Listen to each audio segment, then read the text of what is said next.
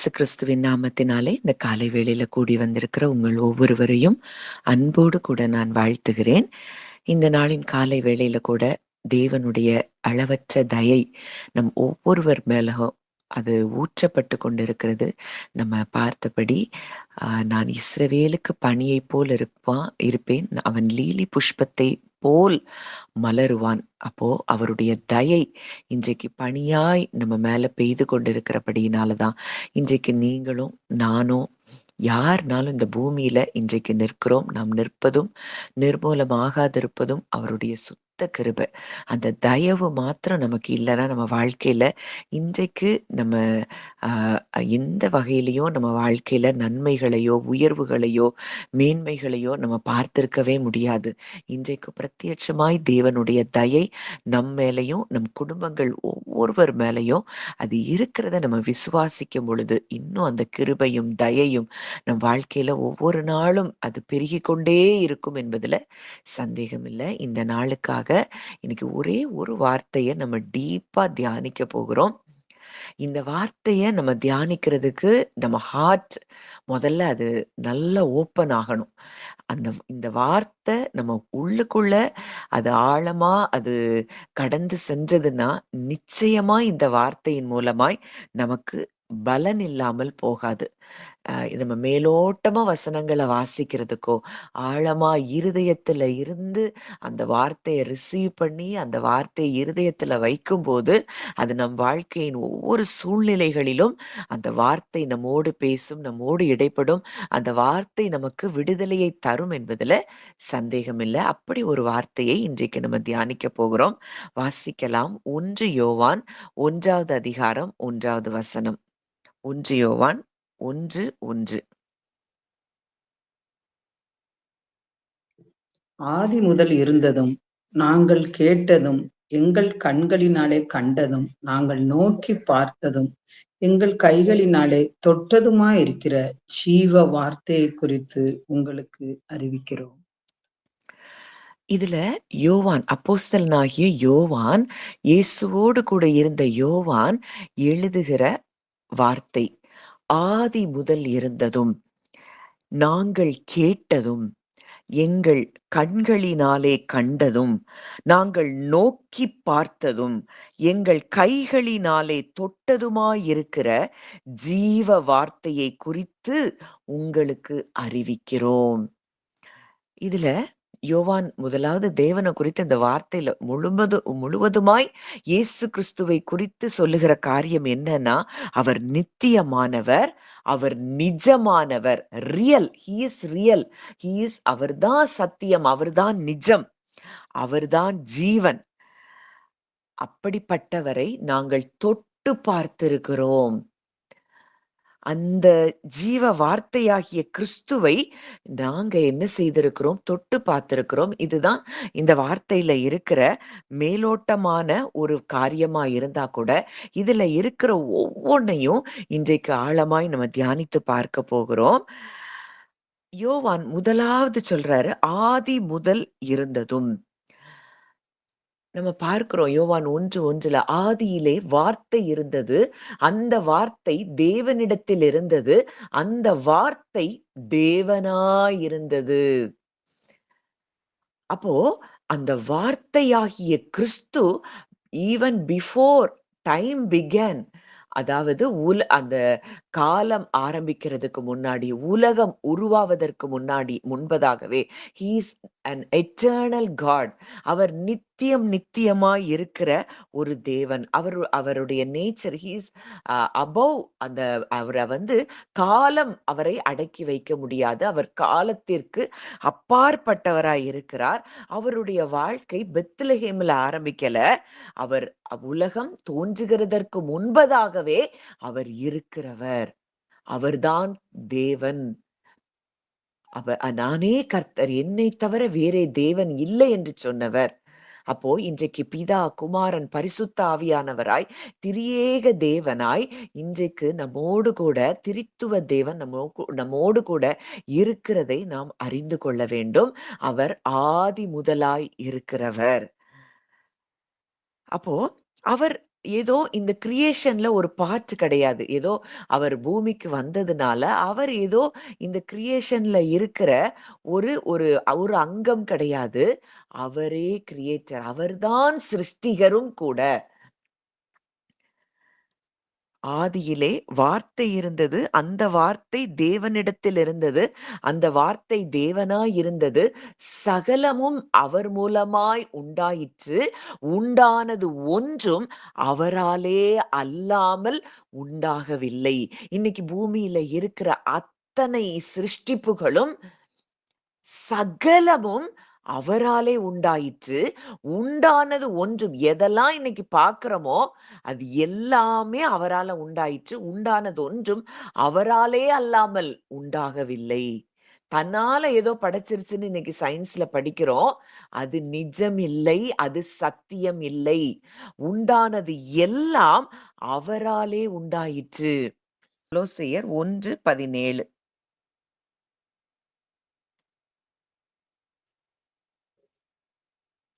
அவர் எல்லாவற்றிற்கும் முந்தினவர், எல்லாம் அவருக்குள் நிலை நிற்கிறது.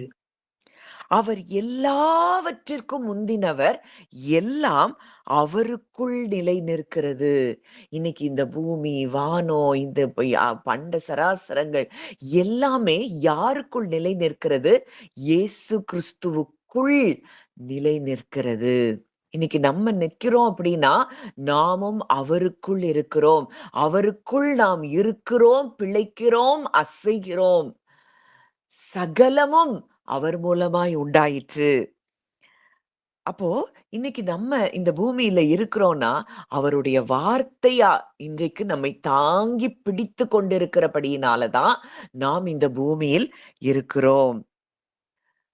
உலகம் தோன்றுவதற்கு முன்பதாகவே, even before the foundation of the world, உலகம் அஸ்திபாரம் இடம் படும் முன்பதாகவே தேவன் நம்மை என்ன செய்திருக்கிறார்? அவருக்குள் நம்ம இருந்திருக்கிறோம்.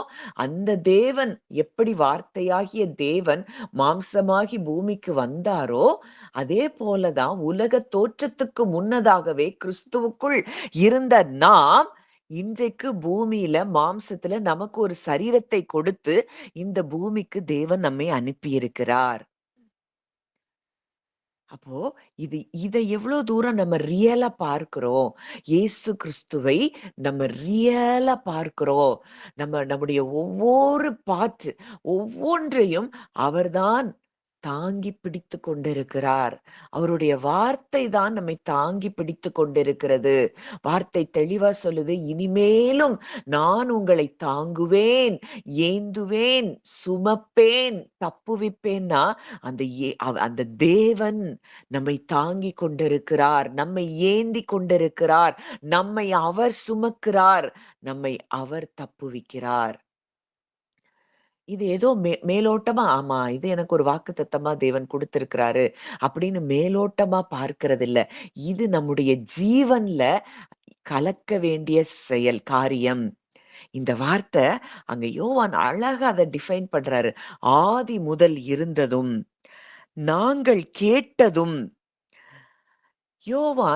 யோவானும் அவனோடு கூட இருந்த அத்தனை சீஷர்களும் இயேசு கிறிஸ்துவை, அவர் பிரசங்கத்தை கேட்கிறாங்க, அவருடைய வார்த்தைகளை கேட்கிறாங்க. அவங்க கிட்ட தனியா பலமுறை அவர்களோடு கூட அவர் இடைப்பட்ட வார்த்தைகள், அங்க என்ன நடக்குது எல்லாமே அவங்க என்ன செய்றாங்க? கேட்டுக்கொண்டே இருக்கிறாங்க. இயேசுவையும் அவருடைய வார்த்தையையும் அவர்கள் கேட்டுக்கொண்டே இருந்தார்கள். ரியலா அவங்க கேட்டாங்க. அவருடைய சத்தத்த அதாவது சரீர பிரகாரமாவே இயேசு கிறிஸ்துவினுடைய சத்தத்தை அவர்கள் கேட்டார்கள். அதனாலதான் யோவான் சொல்றாரு, ஆதி முதல் இருந்தவரை நாங்கள் இருந்தோம். நாங்க சரீர பிரகாரமா அவருடைய சத்தத்தை நாங்க கேட்டோம். எபிரேயர் 1வது அதிகாரம் 1, 2ல பார்க்கிறோம். இந்த கடைசி காலத்துல நம்ம அவர் குமாரன் மூலமாய் தேவன் நம்மோடு கூட திருவுளம் பற்றுகிறார். அப்போ அந்த ஆதி முதல் இருந்தவருடைய சத்தத்தை நாங்கள் பிரத்யட்சமாய் கேட்டோம். அப்படின்னு அங்க யோவான் சொல்லுகிறார். அது என்ன சத்தம்? எத்தனையோ வார்த்தைகள். ஒவ்வொன்றையும் நீ விசுவாசித்தால் தேவனுடைய மகிமையை காண்பாய்ன்னு பேசுறாரு. நீ சமாதானத்தோடே போ அப்படின்னு சொல்றாரு. இறையாதே அமைதலா இருன்னு சொல்றாரு. இந்த ஒவ்வொரு வார்த்தையும் அப்படியே ஜீவனாய் மாறுகிறதை அங்கே அவர்கள் கவனித்துக் கொண்டிருந்தார்கள். இறையாதே அமைதலா இரு, பீஸ் பி ஸ்டில் அப்படின்னு சொன்ன உடனேயே காற்றும் கடலும் அவருக்கு கீழ்ப்படுகிறதை பார்த்து அவங்க பிரமிப்படைந்தாங்க.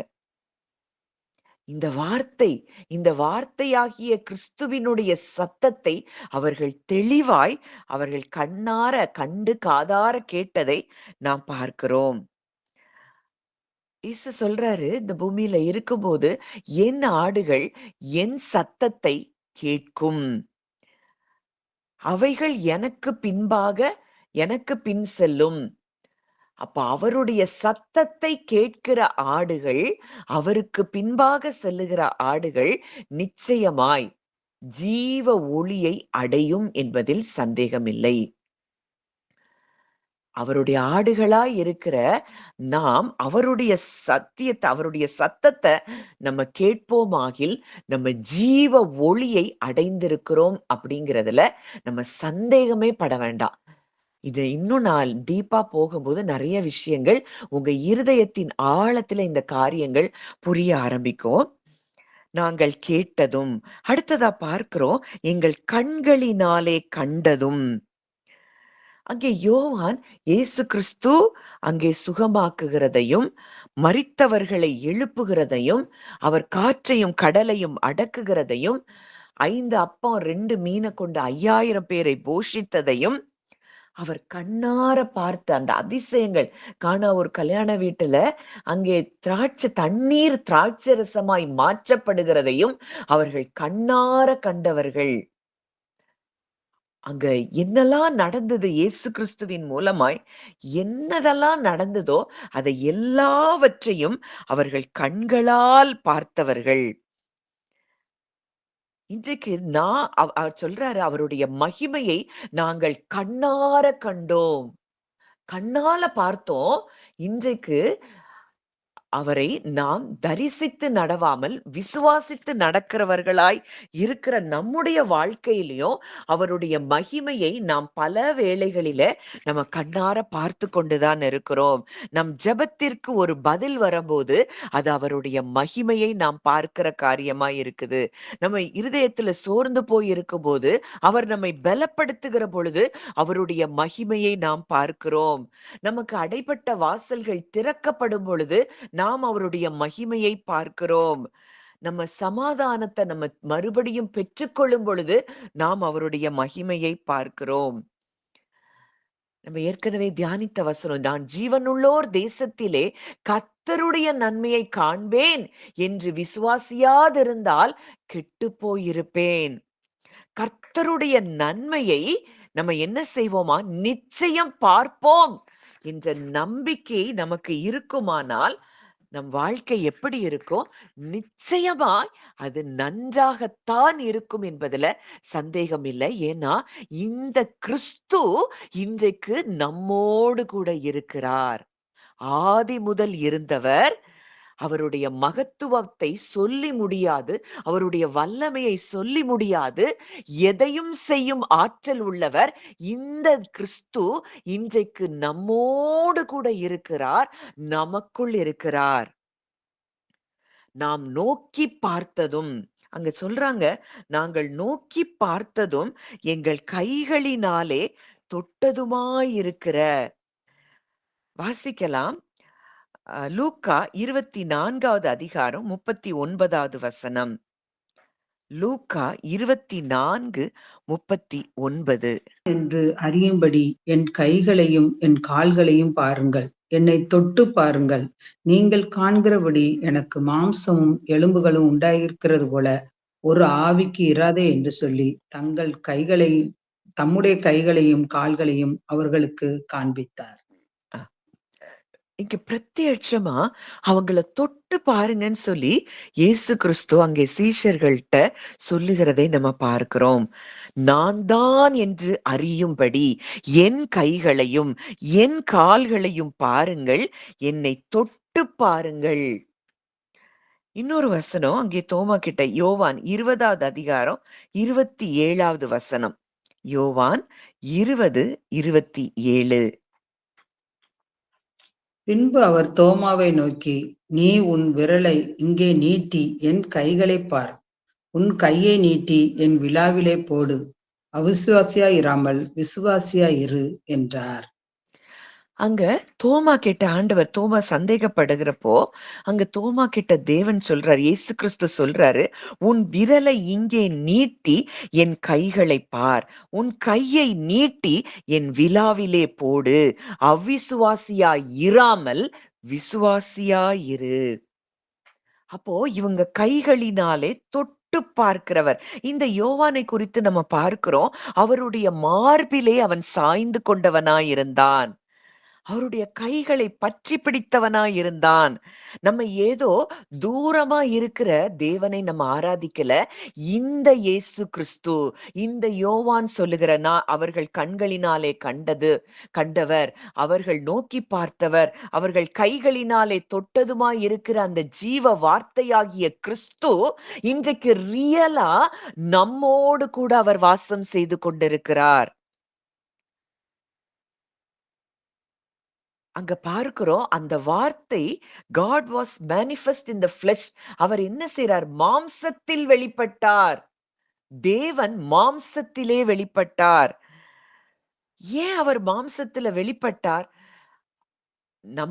நம்மோடு கூட அவர் நம்மில் ஒருவராய் மாறும்படிக்கு அவர் மாம்சத்திலே வந்து மரித்து உயிர்த்தெழுந்த கிறிஸ்துவாய் இன்றைக்கு நம் ஒவ்வொருவரோடும் கூட அவர் வாசம் செய்கிறதை நாம் அறிய வேண்டும். இந்த இடத்துல எந்த இடத்துலலாம் அவர் என்னோடு கூட இருக்கிறார், எனக்குள் இந்த யோவான் சொல்லுகிற இந்த இயேசு கிறிஸ்து அவர்கள் கண்களினாலே கண்டவர், அவர்கள் காதுகளினாலே கேட்டவர், அவங்க நோக்கி பார்த்தவர், கைகளினாலே தொட்டதுமாய் இருக்கிற அந்த ஜீவ வார்த்தையாகிய கிறிஸ்து எனக்குள் இருக்கிறார், என்னோடு இருக்கிறார், நான் அவருக்குள் இருக்கிறேன். அப்படிங்கிறத நம்ம ஃபீல் பண்ணலன்னா, அந்த இடத்துல தான் நமக்கு பயமும், கவலையும், சோர்வும், அவிசுவாசமும் இருக்கிறதை நாம் அறிந்து கொள்ளணும். அவர் நம்மள்ட்ட அ நம்ம க்ளோஸா அவர் நம்மள என்ன செய்கிறார்? நம்ம கூட நெருக்கமா அவர் இருக்கிறார். நம்மளுடைய எந்த பகுதி, நம்மளுடைய எல்லா பகுதியும் அவருக்கு தெரியும். எந்த பகுதியில நம்ம பயந்து கொண்டிருக்கிறோம், எந்த பகுதியில இருள் இருக்குது, எல்லாம் அவருக்கு தெரியும். அப்போ ஒண்ணே ஒண்ணு அவர்கிட்ட முழுமையுமாய் நம்ம இருதயத்தை திறந்து கொடுக்கும் பொழுது, நம்ம இந்த இடத்துல ஒரு இடத்துல நம்ம பயந்து கொண்டிருக்கிறோம்னா, அந்த இடத்துல கிறிஸ்துவை நாம் வாழ விடவில்லை. இவ்வளவு பெரிய கிறிஸ்து இந்த உலகத்தை படைத்தவர், சிருஷ்டிகர், சர்வ வல்லமையுள்ளவர் எனக்குள் வாழ்ந்து கொண்டிருக்கிறார். அந்த இடத்துல நமக்கு பயம் இருக்குதுன்னா, அந்த இடத்துல நம்ம கிறிஸ்துவை நம்ம வாழ விடவில்லை. கிறிஸ்துவினுடைய ஜீவனை அந்த இடத்துக்குள்ள நம்ம அந்த அந்த இடத்துல அந்த லைஃப நமக்குள்ள நம்ம அனுமதிக்காத இடத்துல தான் நாம் பயந்து கொண்டிருப்போம், அழுது கொண்டிருப்போம், கலங்கிக் கொண்டிருப்போம், சோர்ந்து போயிருப்போம்.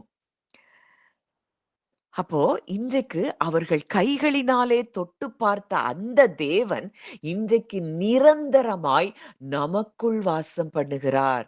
அவங்க கண்ணால பார்த்து, காதால கேட்டு, தொட்டு பார்த்த அந்த தேவனை அவ்வளோ எக்ஸ்பீரியன்ஸ் பண்ணி அவங்க சொல்றாங்க, இன்றைக்கு இந்த கிறிஸ்து அவங்க பிரமிப்பாய் பார்த்தாங்க. மறுரூப மலையில அங்கே பேதுரு, யாக்கோபு, யோவானை கூட்டிக் கொண்டு அவர்களுக்கு முன்பாக மறுரூபமானப்போ அவரை பார்த்து பிரமிப்படைந்தாங்க. அவருடைய முகம் சூரியனை போல அங்க பிரகாசித்ததாம். அவருடைய வஸ்திரம் உலகத்துல எந்த வண்ணானாலும் வெளுக்கக்கூடாத அளவுக்கு வெளிச்சமாய் பிரகாசமாய் இருந்ததாம். அப்படி அவர்களுக்கு முன்பாக மறுரூபமான கிறிஸ்து, உயிர்த்தெழுந்த கிறிஸ்து இன்றைக்கு நமக்குள் இருக்கிறார்னா, இன்றைக்கு நம் வாழ்க்கையில் எதை குறித்து நாம் பயப்பட வேண்டும்? கலங்க வேண்டும். இத நான் சொல்லும்போது யாரெல்லாம் நீங்க இருதயத்துல ரிசீவ் பண்றீங்களோ, இன்றைக்கு உங்க வாழ்க்கையில இருக்கக்கூடிய எந்த பயமா இருந்தாலும், எந்த இருளா இருந்தாலும், அது நிச்சயமாய் அது வெளிய போகிறத நீங்க பார்க்க முடியும். அப்போ அவர்தான் அடுத்ததா நம்ம பார்க்கிறோம், அவர் ஜீவ வார்த்தையாய் இருக்கிறாராம். இயேசு கிறிஸ்து எப்படி இருக்கிறார்? ஜீவ வார்த்தையாய் இருக்கிறார். அவர் சத்தியம் உள்ளவர். நம்ம வாசிக்கலாம். 1 யோவான் 5வது அதிகாரம் 20வது வசனம். 1 யோவான் 5:20.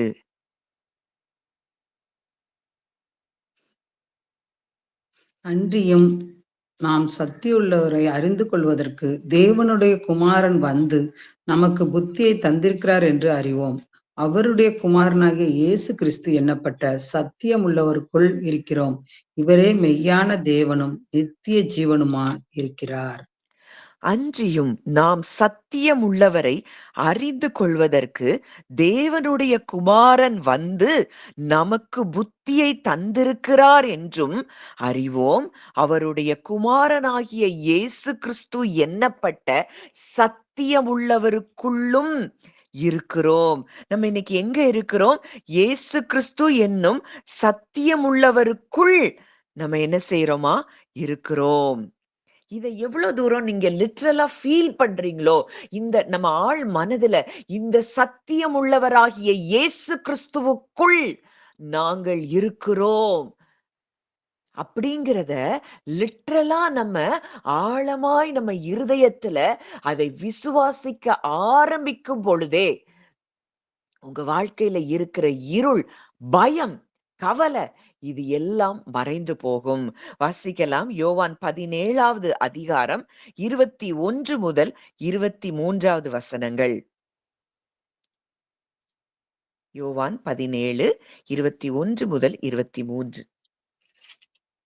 அவர்கள் எல்லோரும் ஒன்றாய் இருக்கவும், பிதாவே நீர் என்னை அனுப்பினதை உலகம் விசுவாசிக்கிறதற்காக நீர் என்னிலேயும் நான் உம்மிலேயும் இருக்கிறது போல அவர்கள் எல்லோரும் நம்மில் ஒன்றாய் இருக்கவும் வேண்டிக் கொள்கிறேன்.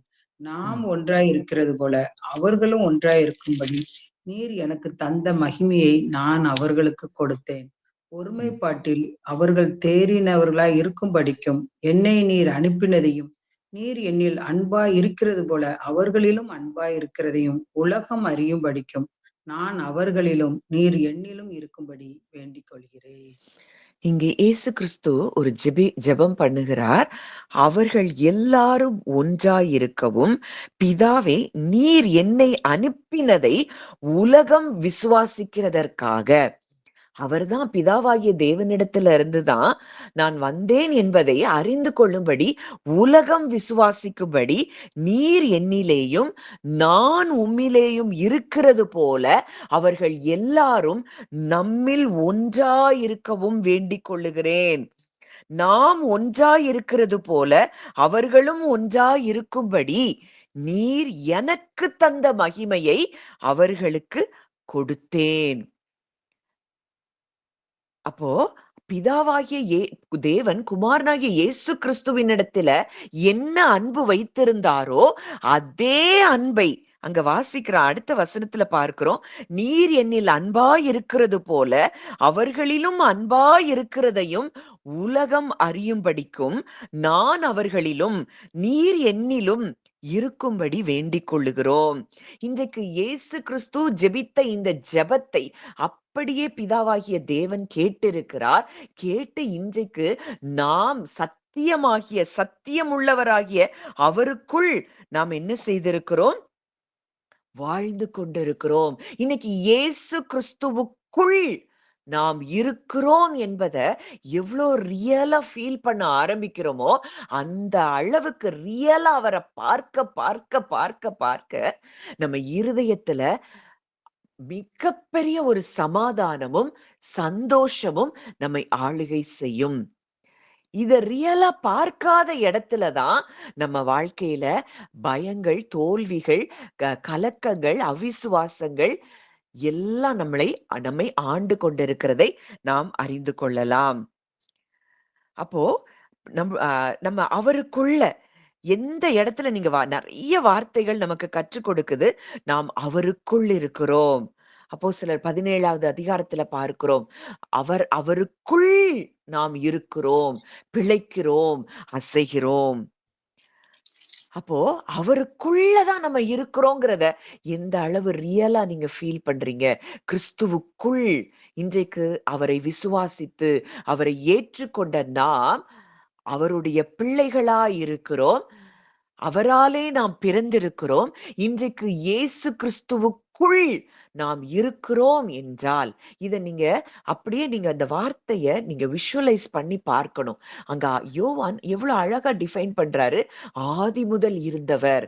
நாங்கள் கேட்டவர், எங்கள் கண்களினாலே கண்டவர், நாங்கள் நோக்கி பார்த்தவர், எங்கள் கைகளினாலே தொட்டு பார்த்தவர். அந்த ஜீவ வார்த்தையை குறித்து நாங்கள் உங்களுக்கு அறிவிக்கிறோம். அவர் யாராம்? அவர் ஜீவ வார்த்தையாகிய கிறிஸ்து. அவரையும் அவருடைய வார்த்தையையும் நம்ம பிரிக்கவே முடியாது. அவர் எப்படியோ அவர் வார்த்தையும் அப்படியே வல்லமை உள்ளது. அவர் சொல்றாரு, நானோ அவைகளுக்கு ஜீவன் உண்டாகவும் அந்த ஜீவன் பரிபூரணப்படவும் வந்தேன். யோவான் 1:4 பார்க்கிறோம். அவருக்குள் ஜீவன் இருந்தது. அந்த ஜீவன் மனுஷருக்கு ஒளியாக இருந்தது. இந்த ஒரு வசனத்த நீங்க ஆழமா நீங்க தியானிச்சீங்கனாலே, உங்களுக்குள்ள இருக்கக்கூடிய நெறைய பயங்கள் வெளியேறும். அவருக்குள் ஜீவன் இருந்தது. In him was life.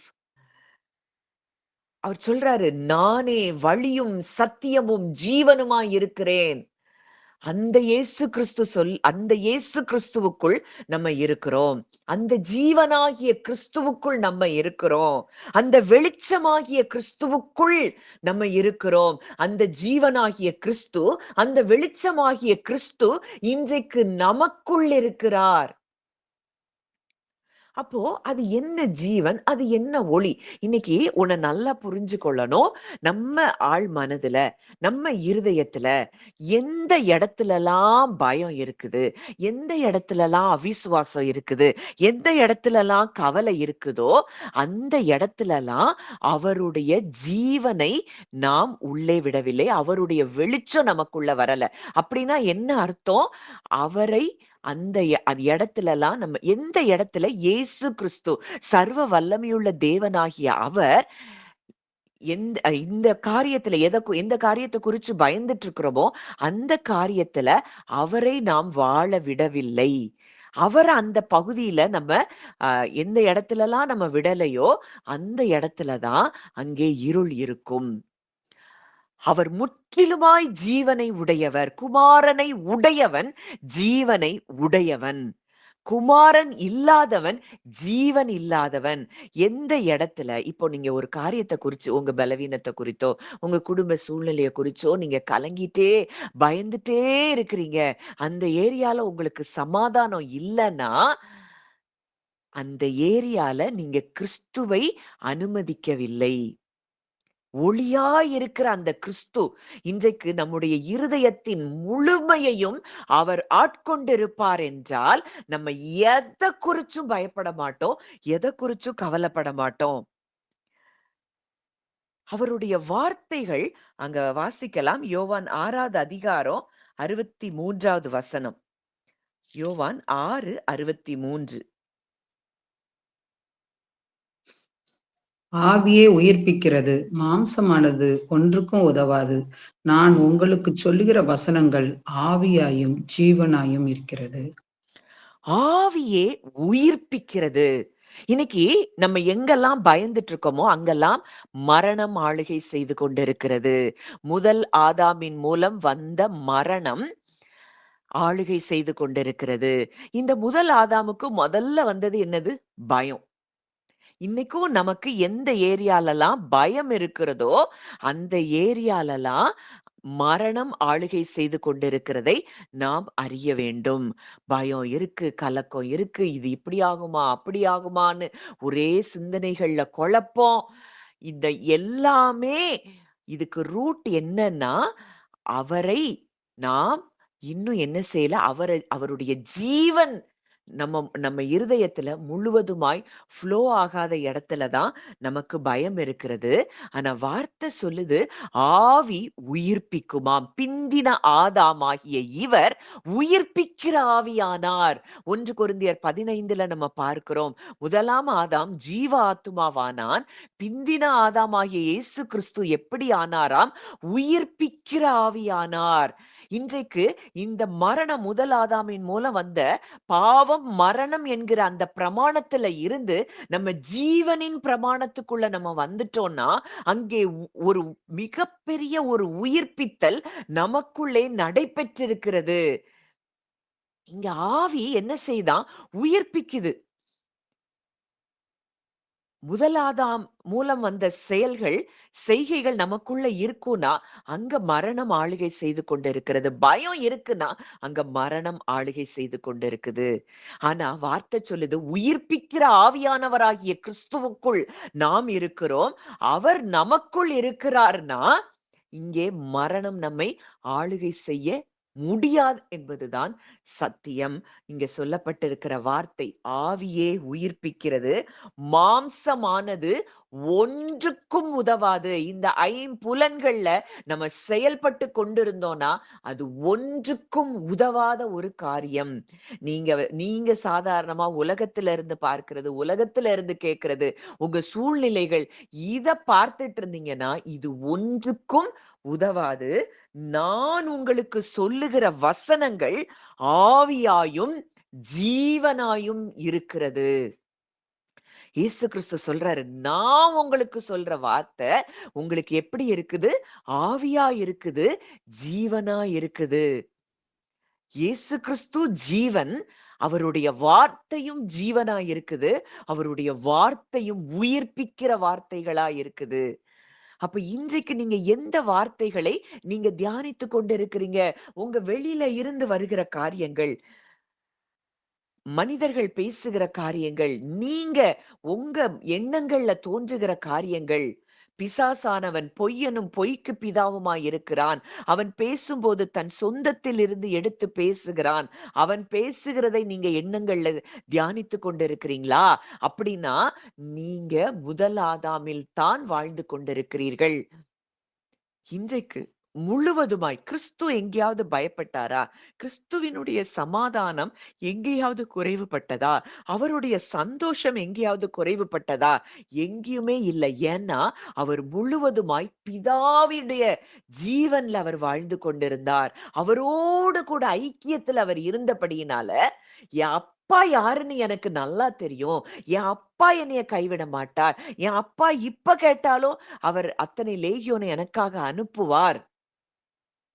அப்படின்னு சொல்லி அந்த ஜீவனில் அவர் பூமியில மாம்சத்துல நம்மைப் போல மாம்சத்துல வந்தாலும் அவர் பிதாவோடு கூட ஐக்கியத்துல இருந்தபடியினால அவருக்கு பயம் இல்ல, சந்தேகம் இல்ல, அவிசுவாசம் இல்ல. அவருடைய சமாதானம் கெட்டுப் போகல. அவருடைய சந்தோஷமும் கெட்டுப் போகவில்லை. இன்றைக்கு இந்த இயேசு கிறிஸ்துவை நாம் எப்படி பார்க்கிறோம்? அவர லைட்டா பார்க்கிறோமா? அவர நமக்கு லைஃபா பார்க்கிறோமா? இன்னைக்கு நம்ம பார்க்கிறோம். ஒரு செடி வளரணும்னா, அதுக்கு ஜீவன் வேணும்னா, அதுக்கு வெளிச்சம் தேவை, சூரிய பிரகாசம் தேவை, அதுக்கு தண்ணீர் தேவை. அப்பதான் அது ஜீவனோடு இருக்கும். அதுபோல தான் நீதியின் சூரியனாகிய இயேசு கிறிஸ்து இன்றைக்கு நம்மேல் உதித்திருக்கிறார். அவருடைய வார்த்தையாகிய தண்ணீர் இன்றைக்கு ஊற்றப்பட்டு கொண்டே இருக்கும் பொழுது, இந்த நீதியின் சூரியனுடைய பிரகாசத்துல, இந்த பிரசன்ஸ்லயே நம்ம எப்பவும் இருப்போம்னா, அவருக்குள்ள நம்ம உறவுல இருப்போம்னா, அவருடைய வார்த்தையை நம்ம உட்கொண்டு கொண்டே இருப்போம்னா, அவருடைய வார்த்தையை நம்ம தியானித்து கொண்டே இருப்போம்னா, நமக்குள்ளும் அதே ஜீவன். அந்த ஜீவன் அங்க எங்கெல்லாம் மரணம், இப்ப பயம்ங்கிறது ஒரு மரணம்னு பார்த்தோம். பயம். அடுத்ததா நம்ம பார்க்கிறோம் வெட்கம். இது எல்லாமே முதல் ஆதாம் இடத்திலிருந்து வந்த செயல்கள். இது எல்லாவற்றையும் மேற்கொள்ளக்கூடிய கிறிஸ்துவின் பிரசன்ஸ்ல, அவரோடு கூட ஐக்கியத்துல நம்ம இருப்போம்னா, எல்லா பகுதிகளும் இந்த காரியம் இப்படித்தானே இருக்கு. இதை என் இயேசு கிறிஸ்து, ஒளியாகிய இருக்கிற இயேசு கிறிஸ்து, ஜீவனாய் இருக்கிற என் இயேசு கிறிஸ்துவின் இடத்துல இந்த காரியத்தை நான் ஒப்பு கொடுப்பேன். அவர் இதை சரி செய்வார்னு சொல்லி நீங்க எப்படி இருப்பீங்க? உங்க இருதயம் எப்பொழுதும் சமாதானத்தில் இருக்கத் தொடங்கும். இந்த சமாதானத்தை தான் அவர் நமக்கு கொடுத்து சென்றிருக்கிறார். உலகம் அவர் சொல்றாரு, சமாதானத்தை உங்களுக்கு வைத்து போகிறேன். என்னுடைய சமாதானத்தையே உங்களுக்கு கொடுக்கிறேன். உலகம் கொடுக்கிற பிரகாரம் நான் உங்களுக்கு கொடுக்கிறதில்லை. என்னுடைய சமாதானத்தையே உங்களுக்கு கொடுக்கிறேன். அப்போ இந்த இயேசு கிறிஸ்துவ ரியலா யாரெல்லாம் பார்க்கிறீங்களோ, ரியலா நம்ம யாரெல்லாம் பார்க்கிறோமோ, அவங்களுக்குள்ள இந்த சமாதானம் எப்பொழுதும் நிறைவாய் இருக்கும். அப்போஸ்தலர்கள் எல்லாம் இந்த சமாதானத்துல பரிசுத்த ஆவியானவர் ஊற்றப்பட்ட பிறகு, இந்த சமாதானத்துல தான் அவங்க வாழ்ந்தாங்க. அவங்களுக்குள்ள பயம்ங்கிறதே இல்ல. எத்தனை சூழ்நிலைகள் எதிராய் இருந்தாலும், எத்தனை சூழ்நிலைகள் அவர்களுக்கு அவங்கள நாளைக்கு தலைய வெட்டிருவாங்கன்னு சொல்லப்பட்ட சூழ்நிலையில கூட, அவங்க தைரியமா இருந்திருக்கிறாங்கன்னா, அவங்களுக்குள்ள இருக்கிற அந்த ஜீவன்ல, அவங்களுக்குள்ள இருக்கிற அந்த ஒளியில அவர்கள் வாழ ஆரம்பித்தார்கள். முற்றிலுமாய் தேவனை சார்ந்து அவர்கள் வாழ ஆரம்பித்தார்கள். பரிசுத்த ஆவியினுடைய நிறைவுல அவங்க வாழ ஆரம்பித்திருந்தபடியினால், அவர்களுக்குள்ளே பயம் என்பது இல்லை, சமாதான குறைவுங்கிறது இல்ல. சீஷர்கள் சந்தோஷத்தினாலும் பரிசுத்த ஆவியினாலும் நிரப்பப்பட்டார்கள். அப்போ அவருடைய வார்த்தைய மாத்திரமே சத்தியமாய் ஜீவனாய் பார்க்கிற நமக்கு அது எதை தருகிறதாம்? ஜீவனை தருகிறதாம். அப்போ பாவம் மரணத்துக்கு ஏதுவாய் ஆண்டு கொண்டது ஆதாமிடத்துல.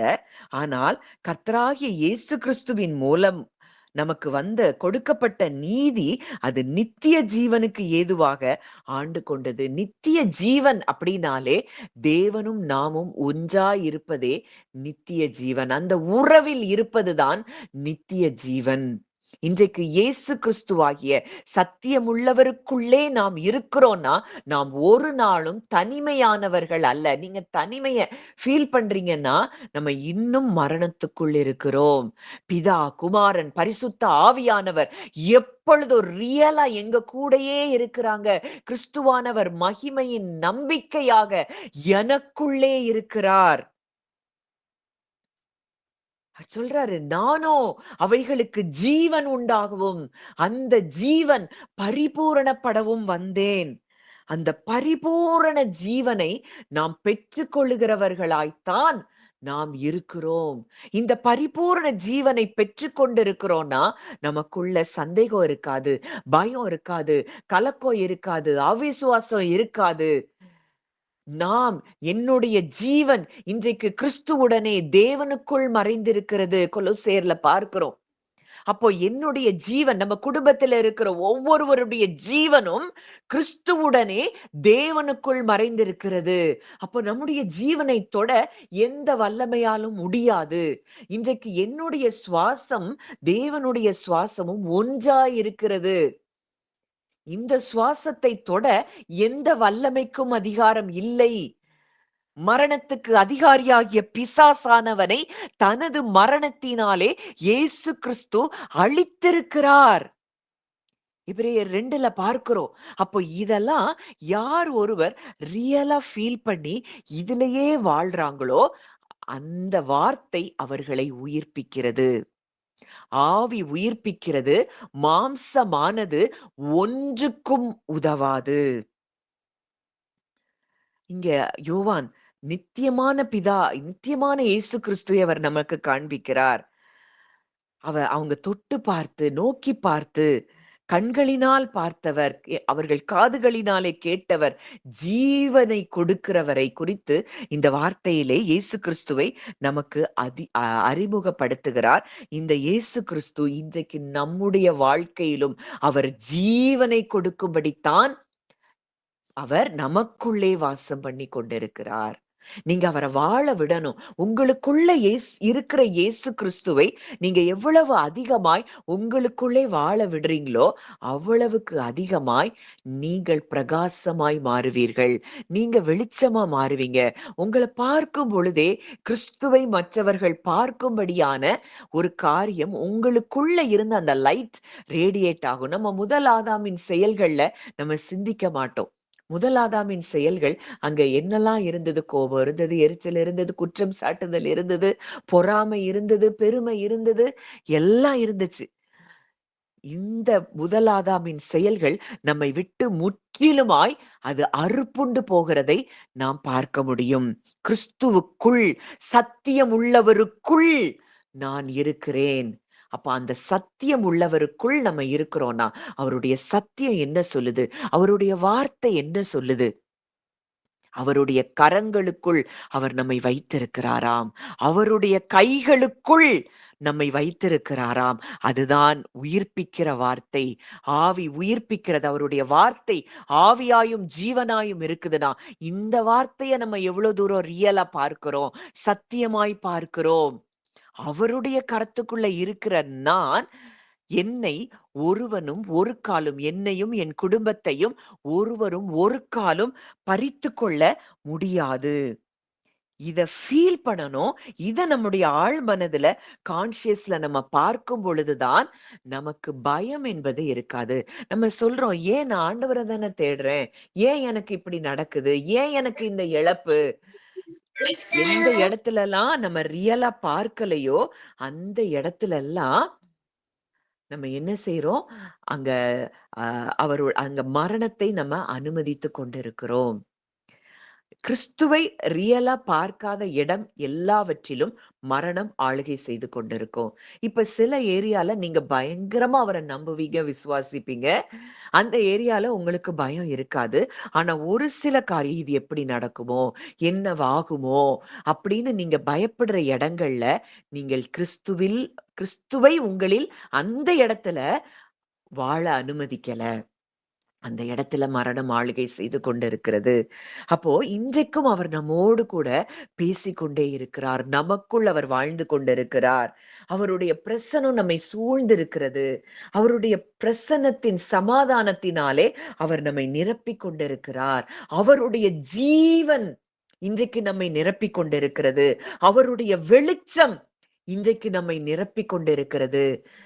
இன்னைக்கு இருள் இருந்த இடத்துல நான் விசுவாசிக்கிறேன், உங்க வாழ்க்கையில எந்த ஏரியாலெல்லாம் பயந்து கொண்டு இருந்தீங்களோ, கவலைப்பட்டுட்டு இருந்தீங்களோ, அந்த ஏரியால அவருடைய வெளிச்சம் உங்களை நிரப்புது.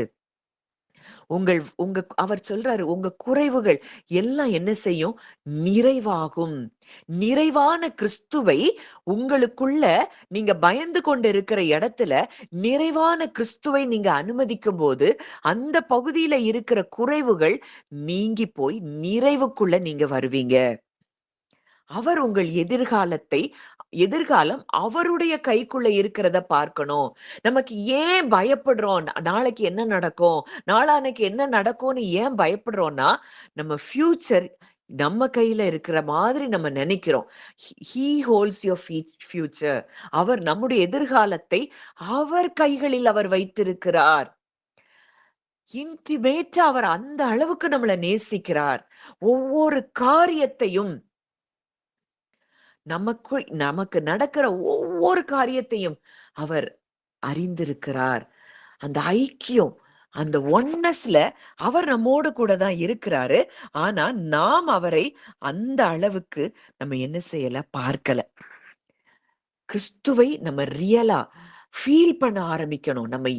நமக்குள்ளேயே அவர் வாழ்ந்து கொண்டிருக்கிறார். நம்முடைய சரீரத்துக்குள் அவர் வாழ்ந்து கொண்டிருக்கிறார். நம்முடைய சரீரம் அவர் தங்குகிற ஆலயமாய் இருக்கிறது. கட்டிடத்தில் அவர் வாசம் பண்ணுகிறது இல்லைன்னு அவர் சொல்லிட்டாரு. இன்னைக்கு நாம் தான் அவர் தங்கும் ஆலயமாய் இருக்கிறோம். இந்த ஆலயமாகிய இந்த சரீரத்துக்குள் அவர் வாசம் பண்ணுகிறதை நாம் எந்த அளவுக்கு ரியலா ஃபீல் பண்றோம். இதுதான் ரொம்ப முக்கியம். நம்ம ஆயிரக்கணக்கான மெசேஜ் கேட்கலாம். ஆனா, இந்த ஃபீல் பண்ற இடத்துக்கு நம்ம கான்ஷியஸ்ல இந்த கிறிஸ்து எனக்குள்ளே வாழ்ந்து கொண்டிருக்கிறார். அவருக்குள் நான் இருக்கிறேன். ஜீவனுக்குள் நான் இருக்கிறேன். அவருக்குள் ஜீவன் இருந்தது. அந்த ஜீவனுக்குள் நான் இருக்கிறேன். அவருக்குள் ஜீவன் இருந்தது. அந்த ஜீவன் மனுஷருக்கு ஒளியாக இருந்தது. அந்த ஜீவன் என்ன ஜீவன்? அன்பு, ஜீவன், ஒளி. Love, light, life. அந்த ஜீவன் என்ன அப்படின்னா, பரிபூரணமான அன்பை வெளிப்படுத்துகிற ஒரு ஜீவன்.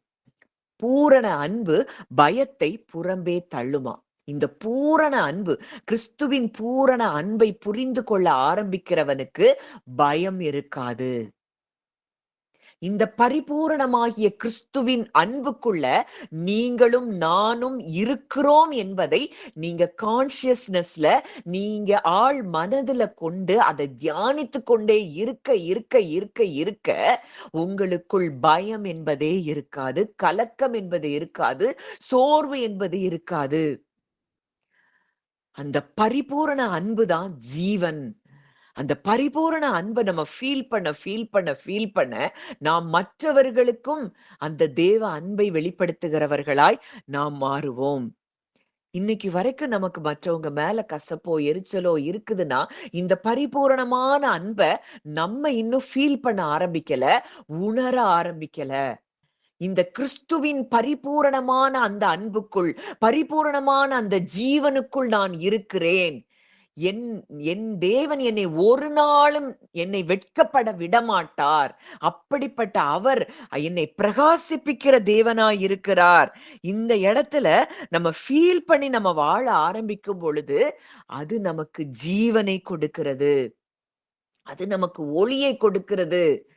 நீங்க நீங்க சும்மா பேசினா, சும்மா நினைச்ச காரியம் கூட உங்க வாழ்க்கையில நடக்கும். எப்போ இந்த இடத்திற்கு நாம் வரும் பொழுது, நான் ஜீவனுக்குள் இருக்கிறேன். பரிபூரண அன்புக்குள் நான் இருக்கிறேன். இன்றைக்கு கிறிஸ்து பரிபூரண அன்பை உடைய கிறிஸ்துவுக்குள் நான் இருக்கிறேன். இந்த கிறிஸ்து என்னை ஒரு நாளும் கைவிட மாட்டார். அவருடைய கரங்களுக்குள் நானும் என் குடும்பமும் இருக்கிறோம். அப்படிங்கிறத கான்ஷியஸ்னஸ்ல எப்போ உணர ஆரம்பிக்கிறோமோ, அந்த நாள்ல இருந்து இன்றைக்கு நீங்க அத கான்ஷியஸ்னஸ்ல நீங்க இந்த கிறிஸ்துவுக்குள் நான் இருக்கிறேன். யோவான் எவ்வளவு அழகா அவர் டிஃபைன் பண்றாரு. நாங்க தொட்டு பார்த்தோம், கண்ணால பார்த்தோம், எங்க காதால கேட்டோம். அந்த ஜீவ வார்த்தையை குறித்து உங்களுக்கு அறிவிக்கிறோம். அவருடைய வார்த்தைகள் ஜீவனும் ஆவியாயும் இருக்கிறது. அந்த ஆவியாய் இருக்கிற அந்த வார்த்தை, இந்த வார்த்தை இன்னைக்கு நான் சொல்றேன்னா, உங்க எத்தனை பேருக்குள்ள அது ஜீவனாய் கடந்து போகுதுன்னு தெரியல. அது ஜீவனாய் கடந்து போகிறதற்கு நீங்க உங்க இருதயத்தை திறந்து கொடுத்திருப்பீங்கன்னா, இன்றைக்கு அந்த வார்த்தை உங்களை உயிர்ப்பித்து கொண்டிருக்கிறது. உங்க பயங்கள் தானாய் அது வெளிச்சமாகி அந்த வார்த்தை உள்ள போகும் பொழுதே இருள் மறைந்து போகிறது. இந்த ஜீவ வார்த்தை இன்றைக்கு நமக்குள்ளே வாசம் பண்ணி கொண்டிருக்கிறார். ஜீவ வார்த்தையாகிய கிறிஸ்து நமக்குள்ளே இருக்கிறார். அப்போ இனி நமக்கு ஜீவன் மாத்திரம்தான். நம்ம வாழ்க்கையில முதல் ஆதாமின் மூலம் வந்த எந்த காரியமும் நம்மை ஆளுகை செய்ய முடியாது. கிறிஸ்து இயேசுவுக்குட்பட்டவர்களாய் இருந்து, கிறிஸ்து இயேசுவுக்கு உட்பட்டவர்களாய் இருந்து, அப்படின்னா நான் கிறிஸ்துவுக்குள் இருக்கிறேன் என்பதை உணர்வு பூர்வமாக அறிந்து கொண்டவர்கள் மாம்சத்தின்படி நடவாமல், ஃபிளஷ் சொல்றது ஐம்புலன்கள், ஐயோ இப்படி இருக்குதே, அப்படி இருக்குதே, நான் என்னைக்கு சரியாவேன், இதுல நடக்க கூடாது. நான் சுகமானது சுகமானதுதான். நான் விடுதலை ஆனதுதான். கிறிஸ்து எனக்காக எல்லாவற்றையும் அவர் சுமந்து தீர்த்திருக்கிறார் என்றால் நான் விடுதலை ஆகிவிட்டேன் அப்படிங்கிறத உணர்வுல அறிந்து கொள்ளும் பொழுது, மாம்சத்துக்கு உட்படாமல் ஆவிக்கு உட்பட்டவர்களா இருந்தோம் என்றால், கிறிஸ்துவுக்கு உட்பட்டவர்களா இருந்து மாம்சத்தின்படி நடவாமல் ஆவியின்படி நடக்கிறவர்களுக்கு ஆக்கினை தீர்ப்பில்லையாம். அப்படிப்பட்டவர்கள் பாவம் மரணம் என்கிற பிரமாணம், அந்த லா இனி நம்ம மேல கிரியை செய்யவே முடியாது. ஜீவனின் ஆவியின் பிரமாணத்துக்குள் நாம் என்ன செய்திருக்கிறோம்? வந்திருக்கிறோம். அந்த ஜீவனின் பிரமாணம் இன்னைக்கு நமக்குள்ள செயல்பட ஆரம்பிக்கும் அப்படின்னா, அந்த லா எப்படி லா ஆஃப் கிராவிட்டி உலகத்துல இருக்கிற எல்லாருக்கும் செயல்படுதோ, எந்த பொருள போட்டாலும் அது கீழ தான் விழும். ஏன்னா புவியீர்ப்பு பிரமாணம், விசை அப்படி இருக்கு. அதே போல கிறிஸ்து இயேசுவுக்குட்பட்டவர்களாய் நம்ம வந்துட்டோம். நம்ம ஜீவனுக்கு உட்பட்டுட்டோம் அப்படின்னா, நம்ம மேல ஜீவனின் ஆவியின் பிரமாணம் மட்டும் தான் செயல்படும். முதல் ஆதாமின் செயல்கள் எதுவும் நம்மில், நம் குடும்பத்தில் செயல்பட முடியாது. இந்த பிரமாணம் செயல்படுதுன்னா, இந்த ஜீவனின் ஆவியின் பிரமாணம் நமக்குள்ள செயல்பட ஆரம்பிச்சதுன்னா, அங்க சந்தோஷம் இருக்கும், சமாதானம் இருக்கும், அன்பு இருக்கும், சுகம் இருக்கும். நம்ம வெளிச்சமாய் மாற ஆரம்பிப்போம். நம்ம மற்றவர்களுக்கு கலங்கரை விளக்கமாய் இருப்போம். இதெல்லாம் நம்ம வாழ்க்கையில நடக்கக்கூடிய காரியங்கள். அப்ப இன்றைக்கு இந்த கிறிஸ்துவ நம்ம ரியலா பார்க்க ஆரம்பிக்க போறோம். தேவன் மகிமையான காரியங்களை நம்ம ஒவ்வொருவர் மூலமாக அவர் இந்த பூமியில அவர் நிறைவேற்ற போகிறார். நன்றியோடு உம்மை துதிக்கிறோம், ஸ்தோத்தரிக்கிறோம். ரீபால் ஹாஷ்ல பிரஹி லபு ஷரா ரேக்கெலமெல் ஹஷ்ல பிரஹில் ஹஷிகோ ஷூ ஷஷூ ரபு. அப்பா, ஜீவனாகிய கிறிஸ்துவுக்குள் நாங்கள் இருக்கிறோம்.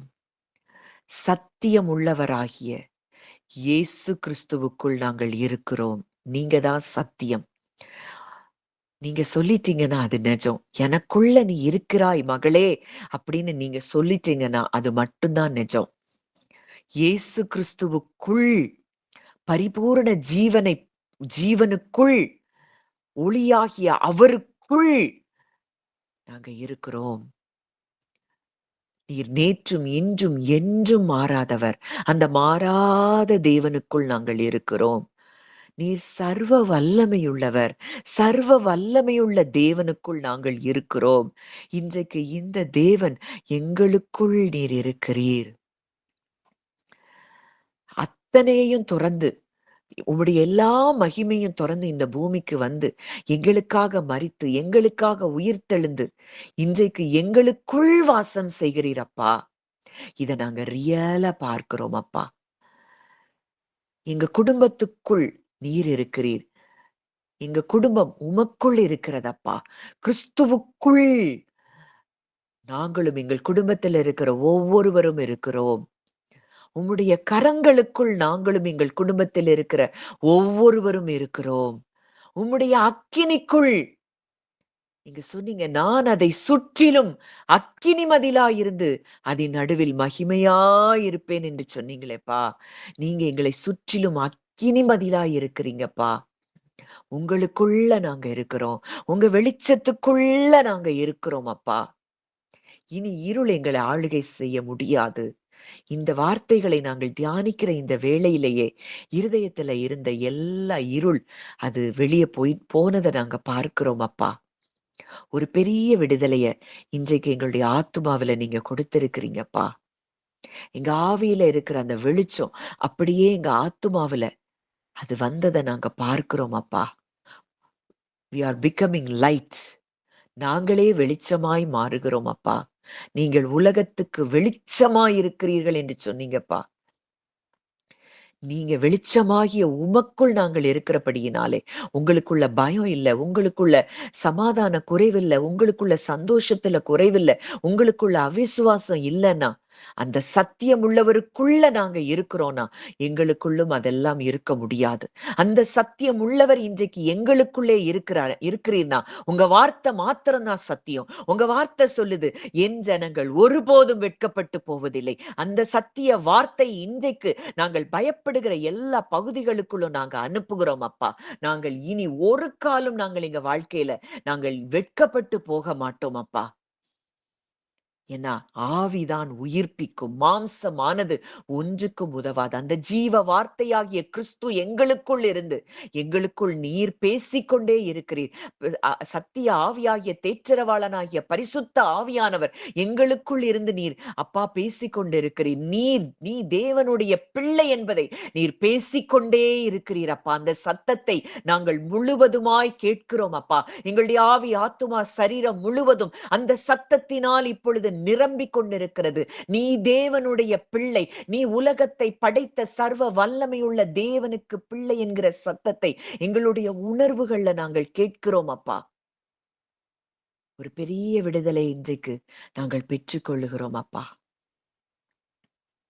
ஒன்றும் எங்களை சேதப்படுத்த முடியாது. உங்க கண்மணியைப் போல நீர் எங்களை பாதுகாக்கிறீர் அப்பா. எங்களை கைகள்ல நீர் வரைந்து வைத்திருக்கிறீர் அப்பா. யார் மறந்தாலும் நீர் எங்களை மறவாத நல்ல தகப்பனாய், தாயாய் இருக்கிறீர் அப்பா. எங்களை அந்த அளவு ஆழமாய் நீர் நேசித்துக் கொண்டிருக்கிறதை நாங்க ஃபீல் பண்றோம்ப்பா. இன்னும் நாங்க ஒவ்வொரு வார்த்தைக்குள்ளேயும் ஆழமாய் போய் அந்த வார்த்தைக்குள்ள இருக்கக்கூடிய அந்த பொக்கிஷத்தை நாங்கள் பெற்றுக்கொள்ள தகப்பனே எங்களுக்கு பிரகாசமுள்ள மனக்கண்களை நீர் தரும்படியாய் நாங்கள் ஜெபிக்கிறோம் அப்பா. ஒரு பெரிய விடுதலை இன்றைக்கு நீங்க கொடுத்திருக்கிறீங்க. இத நாங்க இன்னும் ஆத்துமாவுல நாங்க உணரத்தக்கதாய், ஒவ்வொரு நிமிடமும் உணரத்தக்கதாய், முற்றிலும் நாங்கள் வெளிச்சமாய் மாற எங்களுக்கு நீர் கிருபை தரும்படியாய் நாங்கள் ஜெபிக்கிறோம். உம்முடைய கரங்களிலே எங்களை தாழ்த்தி ஒப்புக் கொடுக்கிறோம். வந்த ஒவ்வொருவருடைய ஆத்துமாவிலையும் இந்த வார்த்தை விதைக்கப்பட்டிருக்கிறதை நான் உணர்கிறேன் அப்பா. அவங்க கிறிஸ்துவுக்குள்ள, அவங்க பரிபூர்ண ஜீவனுக்குள்ள அவங்க வந்ததை அவங்க ஃபீல் பண்றாங்க. இன்னைக்கு அவங்க பெரிய விடுதலையை பெற்றிருக்கிறதை நான் பார்க்கிறேன், பேசுகிறேன். கர்த்தர் ஒரு பெரிய விடுதலையை நீர் கொடுத்தபடியினால் நன்றி செலுத்துகிறேன்.